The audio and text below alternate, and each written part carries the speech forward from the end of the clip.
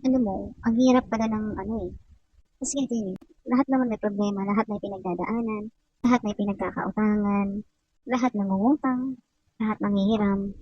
Pero bakit pag kayong mga humihiram, sila pa yung minsan pilit na kinakalimutan na meron silang obligasyon dun sa pinagkakautangan nila. Tapos ito namang mga nagpapahiram, sila pa yung mga minsan nahihiya na maningil ng utang sa humiram. Hindi ko alam kung bakit ganun. Kasi hindi nyo nararamdaman ko ngayon. Yung kasabaho ko humiram sa akin sa loan app. So, syempre ngayon dahil due date na, actually, lumagpas na ng 2 days ng due date eh. So, syempre nagkakaroon na ng interest. So, niremind ko naman. Niremind ko na, ay ma'am, ganito, may magbibill pala tayo, na, may magbibill ka pala na loan. So, ano, kailangan mabayaran ng ganito, ganyan. So, naningil naman ako ng maayos.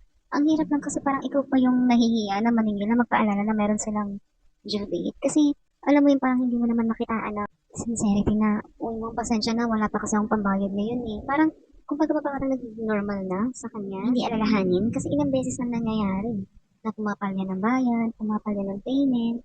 Ang hirap naman na parang ako pa yung maghahabol palagi. Ako pa yung magpapaalala lagi na may kailangang bayaran. Ang hirap, nakakainis. Pero syempre, kung mababa lang, kaya ko sanang tapanan para hindi na magkaroon ng problema eh. Yung iniisip ko naman, parang ang hirap kasi baka masanay na ganun yung ginagawa ko o ganun yung gagawin ko. So, kung baga tinitiis ko, yun kinausap ko na pasensya naman, kailangan ko lang ipatapos sa iyo itong bayarin na to, and then after nito, pasensya na muna kasi hindi na ako magpapahiram. Ewan, hindi ko alam kung masama ang loob niya sa akin, hindi ko alam kung magtatampo siya sa akin o nagtampo siya sa akin. Hindi ko alam. Kasi kailangan mong gumawa ng actions eh. Hindi kasi pwedeng parang baka ang isipin, lagi ka na nagpapahiram, abuso ka rin naman.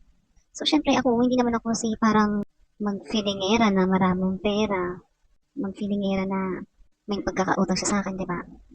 Nakisama lang din naman ako kasi nagpahiram ako ng maayos. Pero sana magbayad din naman ng maayos. Kasi ako din naman yung masisira, di ba?